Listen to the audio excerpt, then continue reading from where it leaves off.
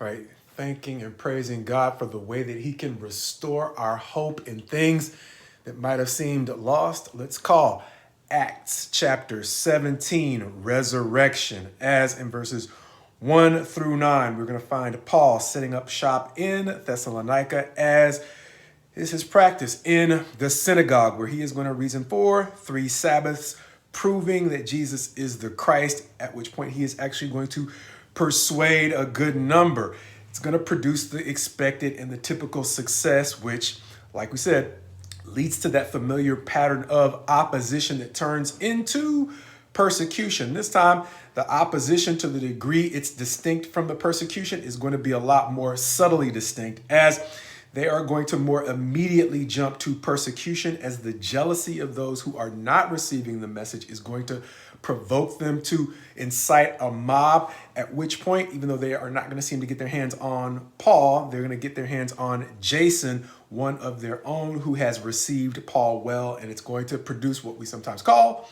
displaced aggression. And so after they release Jason on what we might call bail or bond, a certain amount of money put up to get his release and assure his appearance for any further hearings, that is going to be all the warning they need before they get Paul out of town with his associates by night to Berea. The next place they're going to talk about in verses 10 through 15, where likewise he is going to start at the synagogue, finding the group that meets at that synagogue to be more noble than those who he found in Thessalonica, even though in Thessalonica he found enough willing Hebrews at the synagogue to basically form that church. And so it's just a question of degrees, whether or not he is having a smaller response in Thessalonica or a more comprehensive response at the synagogue in Berea. And that is what he finds, as they seem to be described, or they are described as seeming to be more noble than those at the synagogue in Thessalonica.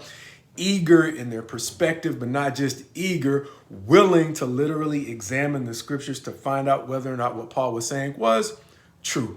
And based upon all that, their own examination of the word, many believe in Berea. However, the persecution started in Thessalonica is going to chase Paul down in Berea, causing him to keep it moving, even though here he is going to leave Timothy and Silas as he moves forward in verses 16 through 34, the end of the chapter, to Athens, where once again he's going to set up shop at the synagogue. But not just at the synagogue will he preach Christ and the resurrection, thus our title. He's going to also do that in the marketplaces, which is going to get him the invitation to extend the conversation at a place called the Areopagus.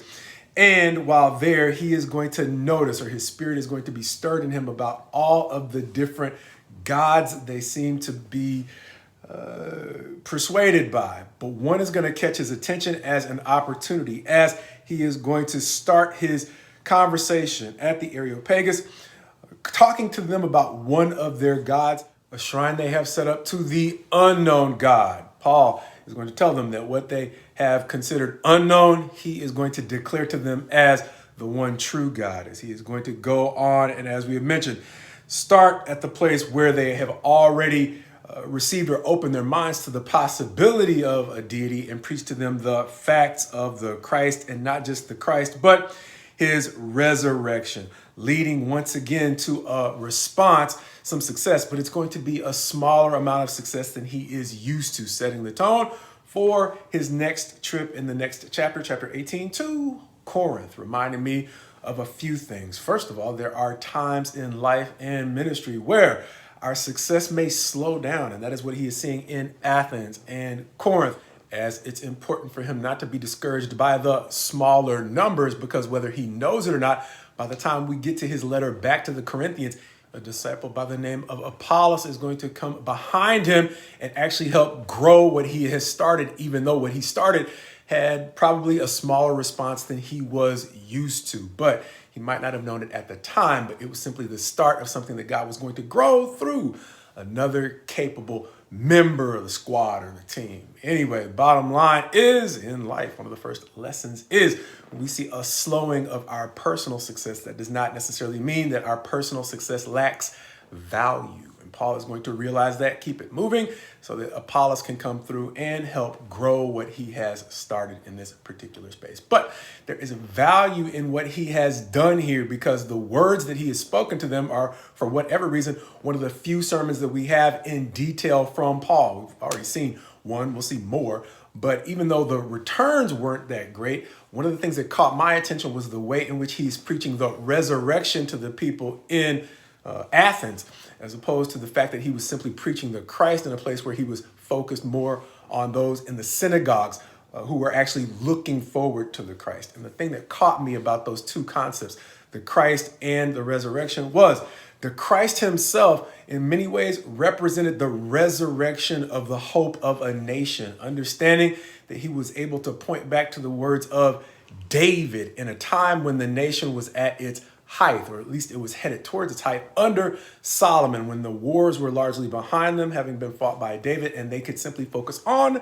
building and becoming, as we have mentioned from time to time, the greatest nation on earth at that time. And so the Christ, being the quote unquote son of David, was the hope of restoring the national hope of no longer having to be under Roman rule. Even though it wasn't harsh oppression, it still wasn't true freedom. And so the resurrection of the hope of the nation came in the Christ. But for many, when the Christ was crucified, that hope died. But the fact that not only the confidence of some of his believers lived on, but the miracles that he was doing in his lifetime, as we're seeing through most of Acts, lived on through his believers, was for the rest. The resurrection, or it was the hope of an individual resurrection beyond the resurrection of the hope for a national identity. And that is the thing that finally caught on with me in his sermon to those in Athens, even though it did not produce a large response. Sometimes the value in our work isn't necessarily, as we said,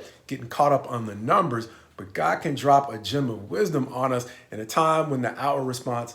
might not seem to be what we really want. And so, at the risk of straying from the point of the passage, because at our best, I was taught in preaching school by one of our instructors who also taught a narrative style, that we are basically doing our job when we are preaching the point that the author of these passages was actually trying to make. Beyond that, we need to at least qualify the fact that the point that we're taking from the passage may not be the point that was intended. But God willing, it is fair to take from this passage that bit of inspiration, that there are times in life when your expected response to your efforts might have led you to disappointment, but that does not mean that your efforts are completely disappointing, because God may be blessing them to do something that you never expected in the first place. When you set your expectations in a place that he's going to bless, but he's simply going to bless it in unexpected ways, quite possibly through other people. While it's important for you to seek out ways in which the Holy Spirit can help you realize something that we'll see later in the new covenant, and that is ways in which your labor is not in vain.